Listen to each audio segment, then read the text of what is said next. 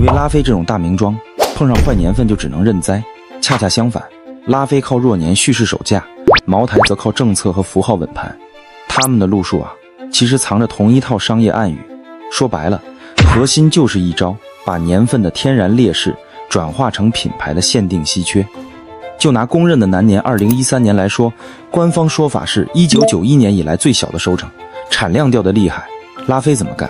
第一步，把供给攥在手里，严格筛选，不够格的葡萄就分到副牌小拉菲甚至3牌酒里去。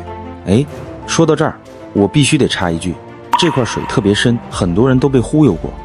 你记住，血统最纯正的拉菲古堡就3款酒，正牌的 Chateau Lafite Rothschild， 副牌的 Caluets de Lafite， 也就是咱们常说的小拉菲，还有新出的3牌 Ancillon， 而且这3款瓶子上都有那个官方的气泡码，拿手机一扫就能验真伪。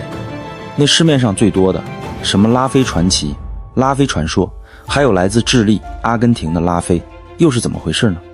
那是罗斯柴尔德男爵集团在全球搞的其他项目，属于精选系列，跟拉菲古堡不是一码事儿。说白了，区别在哪儿？一个天上，一个地下。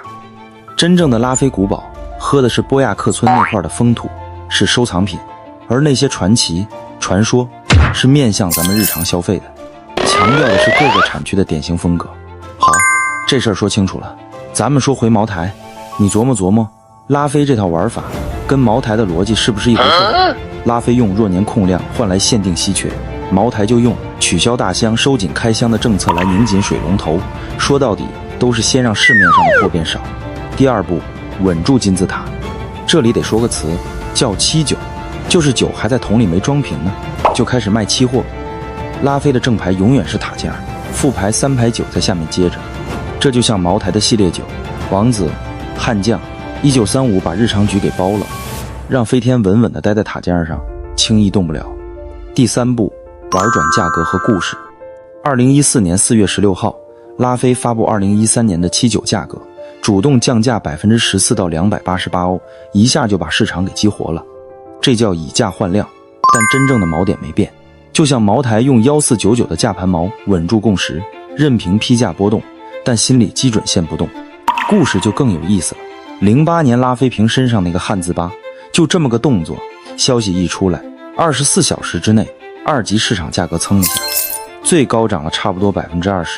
这就像茅台的生肖酒，它卖的早就不是一瓶酒了，而是个故事的开关，是你饭局上的谈资。甚至那杯酱香拿铁也不是真为了卖那点酒，是跟年轻人讲个新故事，扩大社交声量。这么一说，收藏市场的逻辑你就全懂了。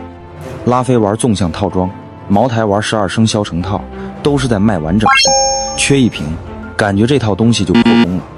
所以你看啊，不管是佳士得拍卖的带着原木香，行话叫 Olduc 的拉菲，还是茅台的原香飞天，永远比散瓶贵。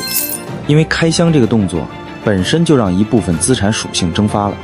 所以你看怎么办？一个顶级品牌能不能穿越周期，说到底就看它有没有本事重新定义价值这2个字。最后我再给你补充一个关键认知，拉菲的年份指的是葡萄采收那年，而茅台的年份9是个基酒年限的标准，不是说那瓶酒在瓶子里具体存了那么多年。你看，连你的认知都是品牌管理的一部分。当消费越来越理性，品牌就越需要玩好可得性和稀缺性之间的平衡数，让你随处看得到、聊得到，但就是没那么容易买得到。这就是顶级消费品的生存法则。我是老郭，有时候爱自己喝点，解压放松，想点事儿。如果你也喜欢，记得关注我。